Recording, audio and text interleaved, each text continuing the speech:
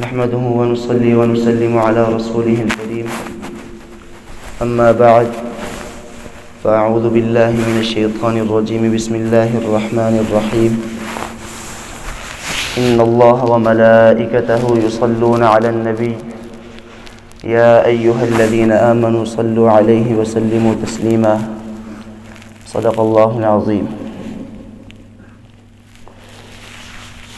اس آیت مبارکہ کے اندر اللہ تبارک و تعالی نے ارشاد فرمایا کہ ان اللہ و ملائکتہ یصلون علی النبی، بے شک اللہ تعالی اور تمام فرشتے نبی علیہ الصلوۃ والسلام پر درود بھیجتے ہیں۔ اور آگے فرمایا یا ایھا الذین آمنوا صلوا علیہ وسلموا تسلیما، کہ اے ایمان والو تم بھی حضور علیہ الصلوۃ والسلام پر درود شریف پڑھا کرو۔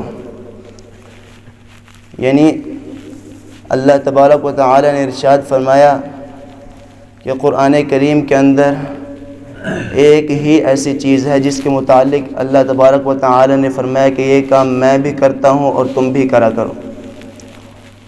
اور حدیث شریف میں آتا ہے کہ جو شخص ایک مرتبہ درود شریف پڑھتا ہے اللہ تعالی اس پر 10 رحمتیں نازل کرتے ہیں اور 10 گناہ معاف فرماتے ہیں، 10 درجات بلند کر دیتے ہیں، اس کے نام اعمال میں 10 نیکیاں لکھ دیتے ہیں۔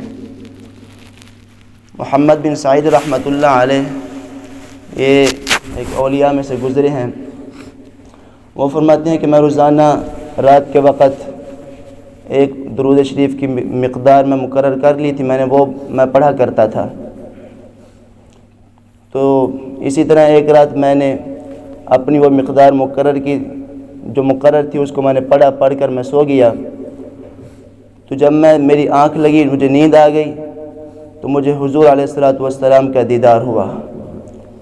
تو میں اچانک سے حیران ہو گیا، بیدار ہوا، بیوی کو جگایا تو دیکھا پورا گھر، سارا کا سارا گھر وہ خوشبو سے معطر تھا، اور اس حضور علیہ الصلوۃ والسلام کے درود شریف پڑھنے کی برکت سے پورا ایک ہفتہ میرے منہ سے جو ہے نا وہ مشک کی خوشبو جاری رہی۔ اسے پتہ چلتا ہے کہ ہمیں حضور صلی اللہ علیہ وسلم پر کثرت سے درود شریف پڑھنا چاہیے۔ اگر ہم حضور علیہ الصلوۃ والسلام کی دیدار کی تمنا رکھتے ہیں تب بھی ہمیں کثرت سے درود شریف پڑھنا چاہیے۔ دعا ہے اللہ تعالی ہمیں کثرت سے درود شریف پڑھنے کی توفیق عطا فرمائے۔